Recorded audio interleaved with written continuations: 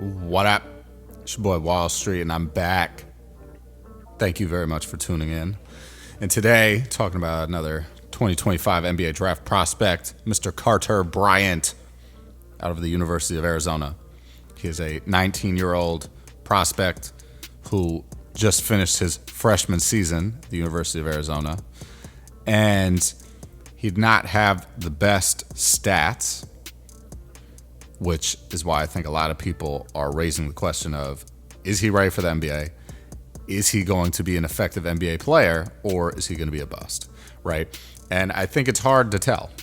It's very hard to tell. I think there were flashes of both great defensive ability as well as great offensive ability from Carter throughout his season at Arizona. But he only started, I think, 5 games, averaged less than 7 points a game. So it's hard to project how good he's going to be at the NBA level. I think most people are ranking him as high as they are because of what he did in high school.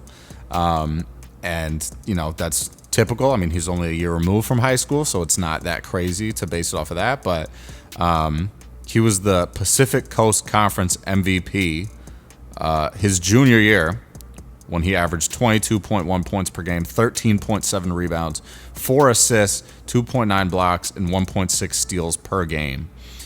And he was also a McDonald's All-American. He was part of the Jordan Brand Classic. So he committed to Arizona over Louisville.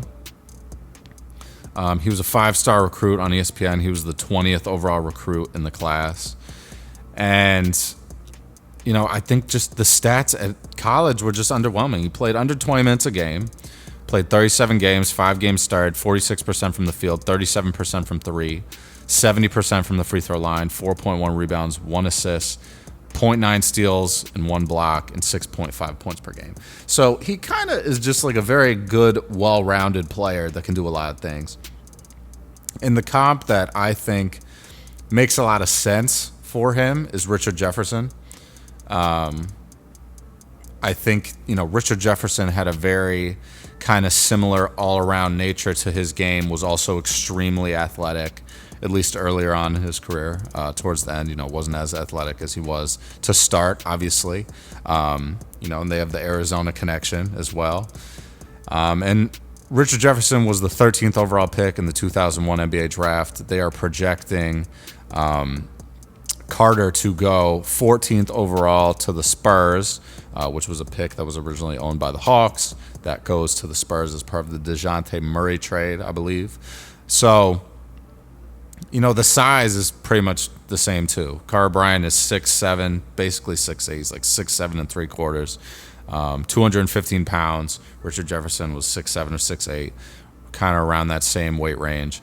And I think he's a very good two-way player. Like, I could see him filling a role like Devin Vassell, playing good defense and then being an offensive scoring threat. I think there's a lot of different things. I've also seen like Kevin Knox as a comparison. People are saying Kelly Oubre. I think the Kelly Oubre comp makes sense too. I don't think he's as quick as Kelly Oubre. He's definitely very athletic, but I don't think he's as quick. Some people have said Trey Murphy. Some people have said Keon Ellis. I'm not really sure, but he's a really good mover without the ball. He's great at making cuts. He gets a lot of really high energy defensive stops, averaging a block a game, at Arizona, even though he's only playing 20 minutes a night, is pretty impressive in my book. So maybe he's also like a Peyton Watson type of guy who's like a longer athletic guy who can guard against smaller guards, get a lot of blocks, get a lot of steals, deflections, things like that. But I guess my real question is are his stats and his performance in high school enough for him to get drafted in the lottery? Right? Because right now he's projected to go 14th overall. I've seen some people say, he could go 12, he could go 13. I've seen him going all the way down to 20 or 25. So, there's a possibility that he could move into the second round as well. I don't know. I think for a guy like this who his real, seal of approval is going to come from somebody who's going to value his high school stats and what he was able to do in high school over what he did in college, right? Because he did show flashes in college, he just didn't play that much, right? And it's hard to justify taking a dude that averaged less than 7 points a game with a lottery pick. It just is. It's a very difficult thing to do. And if he doesn't pan out, it's like people are going to point to that and be like, well, he wasn't averaging more than 6.5 points a night when he played in college. So why did you think he was going to be some superstar player, right? He's a high risk, high reward type of prospect, I think. So there's a lot of potential for him. I think it depends on the situation he goes to, obviously, as it does with pretty much any draft pick. But he could certainly be a very decent NBA player. I think he could be a very, very good NBA player. It's just, is he going to be able to translate the impact he had in high school to NBA? And frankly, I would say right now, probably not.